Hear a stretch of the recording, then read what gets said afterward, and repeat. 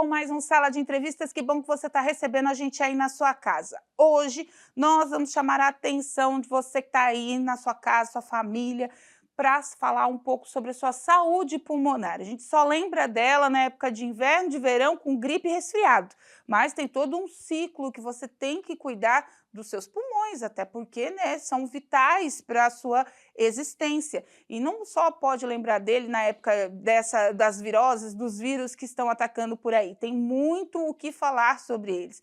Vacinação também, tem a questão dos cuidados, e sobre isso a gente recebe aqui nos nossos estúdios a pneumologista Helena Demétrio, que vai conversar um pouquinho com a gente sobre isso. Obrigada pela presença, doutora. E é isso, né? O pessoal só lembra do pulmão na gripe, no resfriado, que pode virar uma pneumonia, mas tem todo um trabalho para ser desenvolvido na saúde pulmonar, né? Obrigada mais uma vez. Obrigada a vocês pelo convite. É um prazer a gente estar falando de um assunto tão importante, né? Principalmente agora nessa época de inverno. A gente sabe que o inverno, o frio, ele é um teste para a nossa saúde respiratória, né? Além de todos os cuidados, a vacinação, é importante a gente relembrar da importância de prevenir, né? Não Uhum. só quando a gente está doente, procurar o médico pneumologista, mas prevenir essas doenças. Como a gente analisa a saúde do pulmão sem estar doente? Porque eu tiro por mim, eu não lembro, vamos dizer, é um órgão que a gente não lembra que existe, mas a Que gente está o existe. dia inteiro usando ele. Mas como que as pessoas chegam assim, eu vim fazer um check-up do meu pulmão, existe? Existe o check-up pulmonar, sim, né?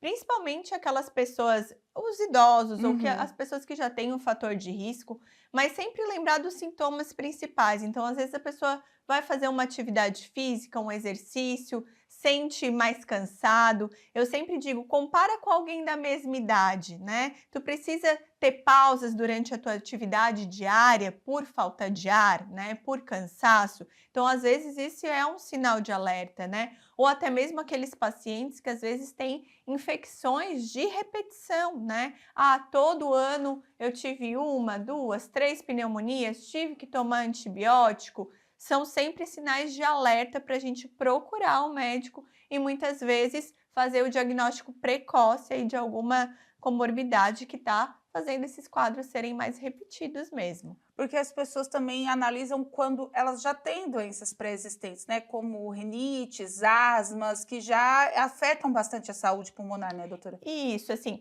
a asma é uma doença que normalmente a gente vê nas crianças, né? Os Uhum. pais percebem bastante, né? Então, a gente associa a asma com a infância, mas na verdade a gente pode ter asma, o diagnóstico de asma durante toda a nossa vida. Quem Então, teve uma vez tem a vida inteira? não necessariamente Ah, tem tá. a vida toda. Às vezes o diagnóstico pode começar lá com 60, 70 anos, o diagnóstico inicial de asma. E às vezes teve sintomas durante toda a vida, mas nunca percebeu. Ah, eu tinha um chiado no peito. Ah, eu cansava um pouco mais. O inverno para mim é complicado, né? Eu tenho mais sintomas. Então, às vezes, são sintomas discretos que passam desapercebido, né? Uhum. Mas sempre é importante investigar. É, porque eu até ouvi, eu não sabia desse relato, né, tem uma sequência de situações asmáticas, né, que é aquele chiado que a gente fala, né, Uhum. aquela vontade Gatinho de o no gatinho, né, peito, principalmente na hora de dormir, isso. né, que a asma pode vir a qualquer momento da vida. Essa eu não tinha, eu achei que nascia com asma. Não, não, às vezes a asma pode se desenvolver em qualquer momento. A gente viu até pós-Covid alguns pacientes que tiveram Covid e começaram com sintomas de asma após, né? Então, às vezes ela pode ficar silenciosa ou com sintomas muito discretos durante toda a vida e ter uma piora realmente em qualquer idade. E a asma ela é propriamente dito o quê? Ela é fechamento dos brônquios? Como é que ela Isso. A asma, a gente fala que ela é uma inflamação das vias aéreas, mas ela é tá. uma inflamação reversível, né? Então, com as medicações corretas, com o tratamento correto, com broncodilatadores, né? E corticoide Que é as famosas inalatório, bombinhas, as né? famosas Aham. bombinhas, a gente consegue reverter esse quadro de inflamação. Qual o grande problema, né, da asma? É quando o paciente não trata ou trata de forma inadequada, porque essa inflamação vai se tornando crônica e aí o que era irreversível, o que era reversível passa a ser irreversível muitas Mas vezes. essa inflamação que forma asma, eu acho que é assim que tem que dizer, né, ela vem da onde? É só da imunidade do paciente ou é dos vírus respiratórios normais? Porque eu escuto muita gente: "Ah, eu tenho asma, não posso sentir cheiro de perfume, de cigarro, disso, daquilo, que me ataca a asma". É. Existe isso, essa É, correlação? então, a asma, na verdade, é o nome da doença, Ah, mas a tá. gente sempre diz que ela tem nome e sobrenome. A maioria dos pacientes realmente tem a asma alérgica, né? Ah, aí já é uma outra vertente dela. É uma Tá. outra vertente, que é essa asma quando o paciente tem contato com ácaro, com poeira, que piora os sintomas, mas não necessariamente a asma é só alérgica, né? Hum. A gente tem asma por aumento de eosinófilos e a gente tem outros tipos de asma também que não são alérgicas. As alérgicas são as mais comuns, as mais conhecidas, mas a gente existe outros tipos também. Então, a gente diz que a gente tem que fenotipar os pacientes, né? Saber o nome da doença, que é a asma, e o sobrenome para poder fazer melhor o tratamento mais adequado para esse paciente, Ah, né. então uma outra vez depois a gente faz um programa só falando de asma, porque eu não É sabia que isso tinha aí. esses subtipos Não, de tem asma. bastante tipo. Então, assim, às vezes a pessoa não é alérgica, a gente faz todos os testes e não é alérgica. Isso não quer dizer que ela não tenha asma, né. Uhum. Ela não tem a asma alérgica, mas pode ter sim outro tipo de asma. E doutora, quando a senhora falou da Covid, né, aí na Covid, eu acho que a profissão de vocês ressaltou, né, Hum. veio à tona, todo mundo queria ir no pneumo, foi aquela coisa e precisava, né, de pessoas qualificadas como vocês. Como é que está hoje, né, o tratamento, a relação de quem teve Covid, a gente já está passando mais de 6 anos, né, Uhum. da Covid, como a gente está com essa relação ainda do pós, né, porque eu acho que É, esse pós vai durar uns 10 anos para uns mais, né? 10 anos. É, o Covid realmente ele foi um marco, né, para nós pneumologistas, para toda a população. Eh, o vírus continua circulando, claro, não na mesma intensidade e não com casos tão graves como, né, na época da pandemia, mas é importante lembrar que a gente não tem só o Covid, né, a gente tem todos os outros vírus, o influenza esse ano, que está levando muitos pacientes à internação hospitalar, que são tão graves como o Covid, né. Então aqueles pacientes lá atrás que tiveram um Covid grave, que a gente diz com internação hospitalar, né, necessidade de UTI, eles fazem acompanhamento regular, né, a gente faz os testes de função pulmonar, tomografia quando necessário, mas de uma forma geral eles evoluem bem, né, Uhum. estão evoluindo super bem e principalmente a questão da atividade física para esses pacientes. Pacientes que é mais ativo, né, que realiza alguma atividade física, ele não sente tanto os efeitos, né, as sequelas do Covid. Claro, aquele paciente mais idoso, né, que teve um acometimento mais grave, às vezes teve um comprometimento da função pulmonar, irreversível, mas este é a minoria dos casos, né. Mas acho importante a gente falar da questão dos vírus, porque a gente se preocupou muito com o Covid, Uhum. mas a gente tem que continuar essa preocupação todos os anos, né, porque a influenza tá aí, a gente, tem a prevenção que é a vacinação, né, que é um meio seguro, eficaz para a gente prevenir os casos mais graves. Eu lembro do quando, a gente fala do influenza, o influenza foi ali em meados de 2008, se eu não me engano, 2010, por 2008, aí. porque eu tinha recém chegado aqui ao sul Uhum. e teve aquela campanha enorme, com hospital de campanha, com o exército vacinando, aí não podia vacinar a menor, o pessoal fazendo fila para comprar a vacina quando tinha para Uhum. comprar, e depois os outros anos foram assim também. No ano seguinte, que aí abriram, na verdade, o primeiro ano não tinha para compra, né, era só o SUS, depois no outro ano os particulares começaram a aplicar e tinha filas, as unidades aqui de Criciúma ficavam com filas quilométricas, eu era repórter de rua, a gente fazia essas matérias do tanto que as pessoas iam em busca dessa imunização do influenza, porque eu acho que foi o primeiro grande boom do século, né, doutora? E assim, e hoje a gente tem a vacina disponível, né. Uhum. Todos os anos a vacina da influenza, ela é atualizada, a partir de crianças a partir de 6 meses de idade, né, já podem se vacinar, e a gente ainda observa uma baixa procura pela vacinação. Então, às vezes, os hospitais estão cheios, pronto-socorro cheios, né, e a gente teria uma forma eficaz disponível, né, pelo sistema de saúde, que é a vacinação, que às vezes não está tendo muita aderência. Doutora, em falar nisso, né, dos hospitais cheios, por que que a gente teve um caso atípico em 2025, que foi a chegada dessas internações, vamos falar assim, né, porque o vírus deve ter vindo antes, mas a chegada dessas internações dos quadros graves ali bem antes do inverno, muito antes de temperaturas baixas ainda, a gente com um pico de 40, 35 graus no sul e o pessoal já internado com Hum. H1N1, com Covid, enfim, uma série de vírus respiratórios. Por que que esse vírus chegou tão cedo? Se é assim que a gente pode falar. Na verdade, a gente não tem uma explicação, né, Tá. o porquê que o vírus chega mais cedo. A gente diz que é como se fosse uma montanha-russa, ele Uhum. tem níveis, períodos realmente de maior infecção, períodos que ele está mais estável. Normalmente é associado ao frio, mas a gente não tem essa correlação exata. Muitas vezes é que realmente ele vai se disseminando na população, né. Então, assim, começa com alguns casos e ele se dissemina rapidamente. E o que acontece? Quando a gente não está no período de inverno, as pessoas acabam se descuidando um pouquinho Relaxando, mais, né? né? Então, o aglomero, a não lavagem de mãos, né? Então, tá às vezes com sintomas gripais, um pouco mais resfriado, tem contato com outras pessoas, porque pensa, nem é inverno ainda, não Uhum. preciso me isolar. E aí é onde realmente o vírus acaba se espalhando. Dizem que a gripe de verão é pior do que a de inverno. Tem correlação, doutora? Não, ela não chega a ser pior, né. Aham. Eu acredito que realmente são mais os cuidados, que às vezes a gente acha que porque é verão não vai ter a gripe, né. Uhum. E isso não é verdade, a gripe pode acontecer tanto no inverno como no verão, em qualquer época do ano.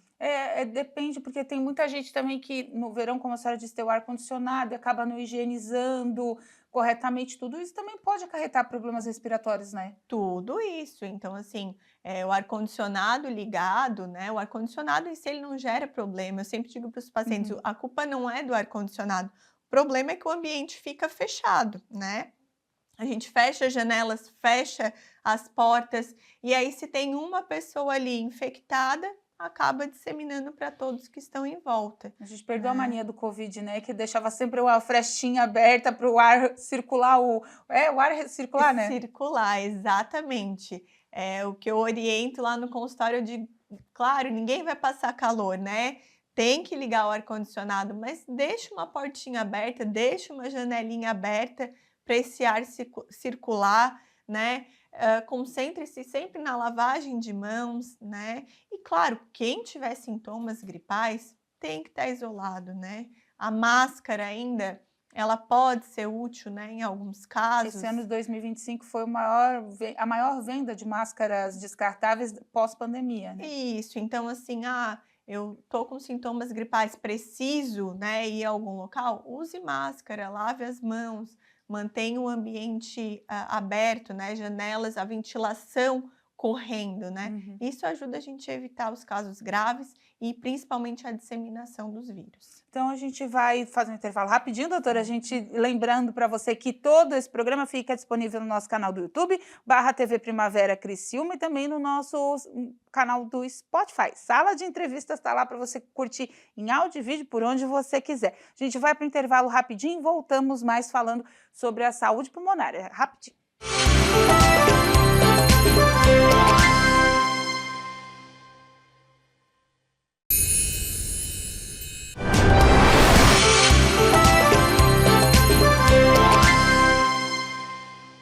De volta com o nosso Sala de Entrevistas, hoje recebendo a pneumologista Helena Demétrio, que já conversou com a gente bastante sobre os vírus de inverno, de verão, gripe, resfriado, pneumonia, asma. Tá tudo no primeiro bloco, dá para você acompanhar no nosso canal do YouTube. E agora a gente continua a nossa conversa aqui, falando, infelizmente, de uma das doenças que mais matam no Brasil, que é o câncer de pulmão, tanto homens, mas agora também o número vem crescendo em mulheres. Mas antes do câncer vem o efizema, doutora? Isso, na verdade, a gente fala o nome da doença, né, é DPOC, que é a Tá. doença pulmonar obstrutiva crônica, que principalmente é causada pelo cigarro, não apenas, mas a principal causa é o cigarro, né. Uhum.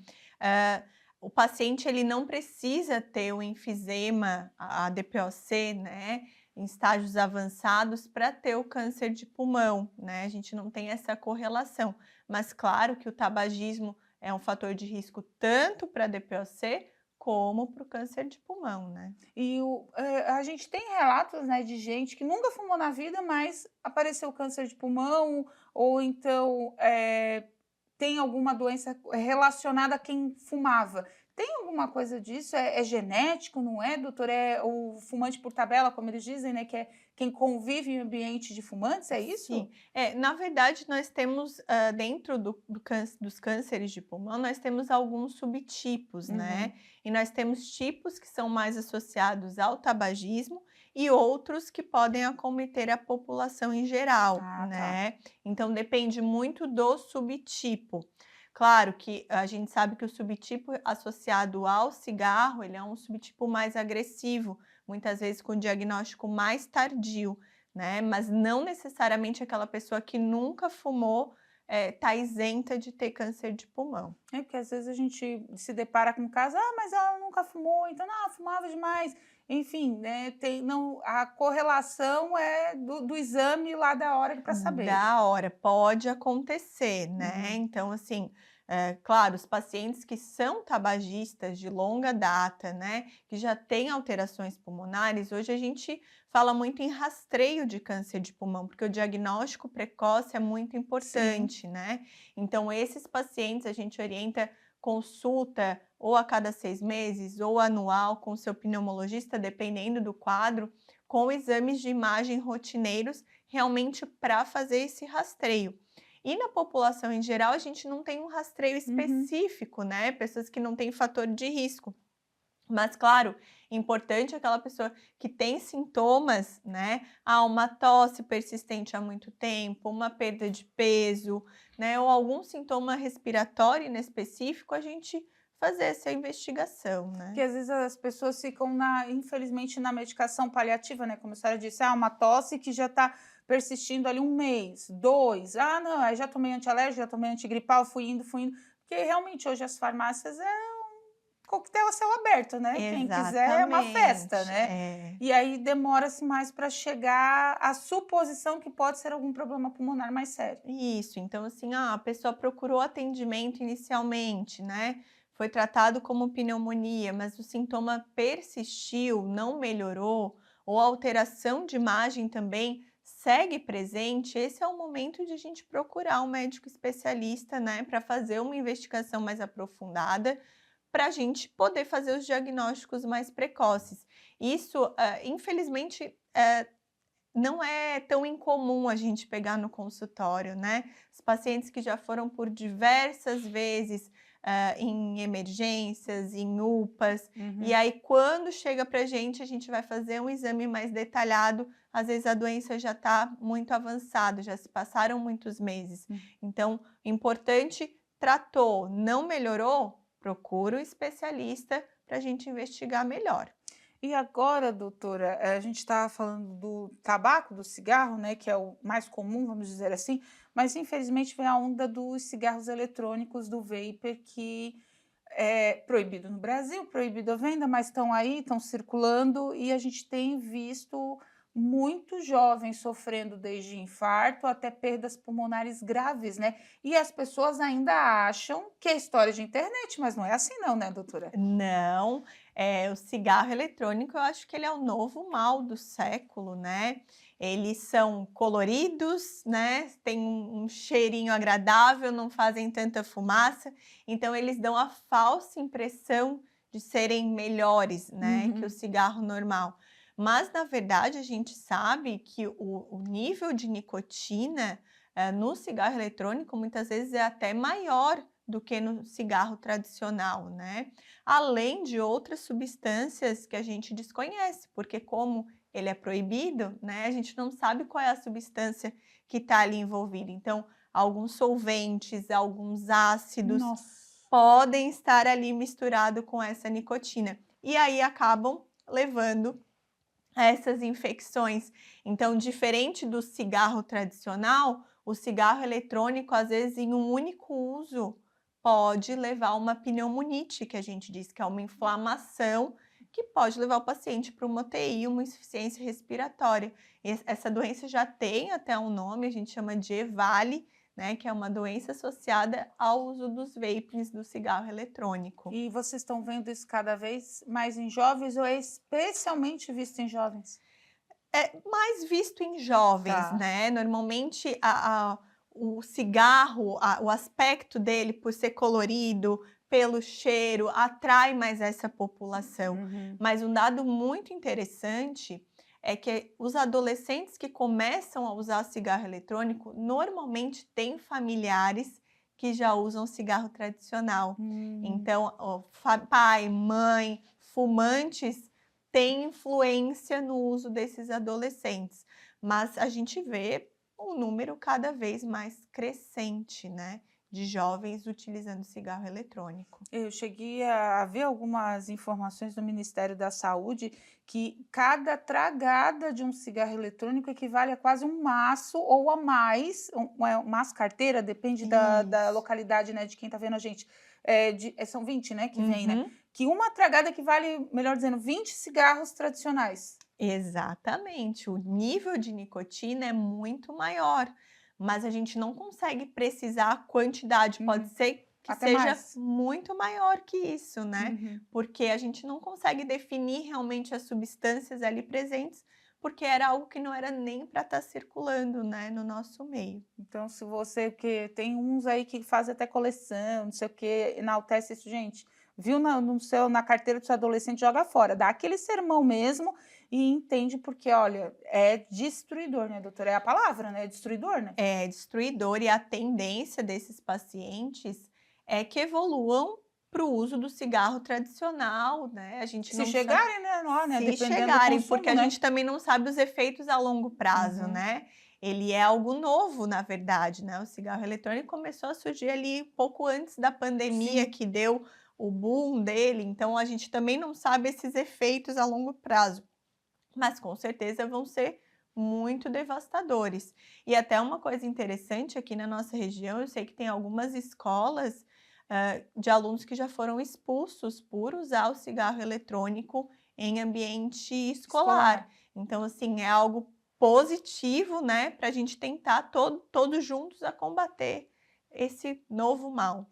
É, porque aí vem a destruição do pulmão e a necessidade de transplante. O transplante de pulmão é um dos mais difíceis de ter à disposição o órgão e de ser realizado também, né, doutora? Isso, na verdade, o transplante de pulmão, a gente tem uma série de critérios para a indicação de transplante, assim como a idade também dos Uhum. pacientes, a gente tem idade limite e toda a compatibilidade, né. Então, alguns outros órgãos, como o rim, fígado, essa compatibilidade é um pouco mais fácil, né, mas o pulmão a gente tem uma série de testes a se fazer. Então, além da complexidade da indicação, da pouca disponibilidade, né, a gente precisa ser totalmente compatível. Então, a gente sabe que essa fila, muitas vezes, o paciente acaba não chegando ao objetivo do transplante. Pós-transplante também, né? A gente tem todo um cuidado. Os pacientes, às vezes, ficam 2, 3, 4 meses em internação hospitalar até fazer toda a adaptação e reabilitação. Então, claro, a gente tem algumas doenças que são inevitáveis, Uhum. né, que vão evoluir para um transplante pulmonar, mas as doenças associadas ao cigarro, a gente tem tratamento, né, e o principal tratamento é cessar o tabagismo. Quanto tempo uma pessoa que parou de fumar fica totalmente livre do cigarro? Já ouvi 10, 20 anos. Tem alguma perspectiva? A gente fala em torno de 20 anos, mas na verdade, o pulmão ele não se regenera, Hum, né. Então, claro, qual o melhor momento de parar? O momento é hoje, é já? né, é já, porque a gente diminui toda a inflamação da via aérea, isso vai diminuir, os efeitos, né, os sintomas, mas claro, aquilo que o cigarro já destruiu, a gente não consegue regenerar, a gente consegue melhorar com reabilitação, com as bombinhas, né, Uhum. adequadas, com vacinação para prevenir que esses pacientes tenham novas infecções, né. mas quanto antes parar, melhor para os pulmões. Doutora, não posso deixar de perguntar, existe a tal da pneumonia silenciosa? Porque às vezes a gente vai no posto ali, na emergência, tá com pneumonia silenciosa ou não tá? Ah, meu filho teve. Existe isso daí? Olha, a pneumonia silenciosa, na verdade, existe pneumonias com sintomas atípicos, Que é? né? Então, assim, às vezes, o que que a gente pensa em pneumonia? O paciente com febre, com aquela tosse com catarro, né? Com secreção amarelada, mas nem sempre é assim. Às vezes Hum. pode, sim, começar com uma tosse mais seca, né? Uma febrícula, um calafrio, não ter os sintomas tão evidentes e ser sim pneumonia. Agora, o que não existe é o começo de pneumonia, Ah, também tem essa, né? o Ah, eu tive começo. um começo de pneumonia. Não, ou é pneumonia ou não é pneumonia. A gente não tem um começo, né? O é ou não é. Que muita gente relata assim, o começo de pneumonia, porque foi lá na emergência, tirou a radiografia, né, ou o raio-x, ou a foto, né, do jeito que você quiser, fez o exame de imagem e apareceu uma manchinha. Aí às vezes fala, aquilo ali é um começo de pneumonia, não deixa a manchinha crescer. Se tá a manchinha, já é pneumonia. Se tem alteração de imagem evidente, né? Se tem sintomas compatíveis, é pneumonia. Claro, se não tratar, a pneumonia vai piorar, a pneumonia pode complicar, mas não deixa de ser pneumonia. Podia falar que era uma pneumonia leve, então, né, Leve, para não exatamente. deixar o povo confuso. É, mas o começo não existe. A gente é mais leve o papo, mas a gente teve bastante casos também nesse ano de internações e mortes por pneumonia, né. Mas aí essas mortes por pneumonia, doutora, são associadas aos vírus ou a pneumonia é uma coisa totalmente separada do vírus? Eu nunca entendo isso. Ela É, começa sozinha, ela vem associada, como não, nós temos, na verdade, 2 tipos principais de pneumonia: a pneumonia bacteriana e a pneumonia viral, Ah, tá. né. A pneumonia viral, causada por vírus, e a bacteriana, causada por bactérias. O que acontece muitas vezes é que o paciente pode iniciar um quadro viral e evoluir para uma pneumonia bacteriana. A Uhum. gente fala que alguns vírus, como o próprio influenza, eles têm uma tendência, vamos dizer assim, maior de capturar bactérias. Então, normalmente, quadros de influenza mais graves, mais complicados, tendem a se transformar numa pneumonia bacteriana. Então, às vezes a gente não consegue diferenciar, né? Se o paciente começou com sintomas há mais de 15 dias, sintomas gripais, fez um teste, veio influenza positivo, não melhorou, o quadro foi evoluindo, teve uma piora, às vezes tudo começou como um quadro viral que evoluiu para um quadro bacteriano. Esses são os mais graves, né? Então, doutora, a gente está indo para o finalzinho, então, certo, é vacinar e ter atenção a todos os sinais de alerta do corpo. O pulmão está lá, né, gente? Não existe, ele não está lá fictício, ele existe, a gente precisa dele o tempo todo. Eu acho que é um dos órgãos que não descansa, né? Porque até dormindo a gente precisa dele. É E isso. precisa ter atenção, né? Assim, a vacinação, né, tão importante, vacina da influenza, vacina do Covid. Hoje em dia nós temos a vacina do próprio vírus sincicial respiratório, né, que é o vírus que leva crianças menores de 2 anos, principalmente os recém-nascidos, Uhum. à internação hospitalar. Infelizmente, essa vacina ainda não é disponível pelo SUS, mas a gente tem para gestantes, tem para crianças menores de 1 ano de idade, tem para idosos, né, acima de 60 anos, a vacina também está disponível. Nós temos vacinas para pneumonia também, diversos tipos, principalmente naqueles pacientes idosos ou que já têm alguma doença associada, né? Então, a vacina ainda é o nosso pilar de proteção inicial.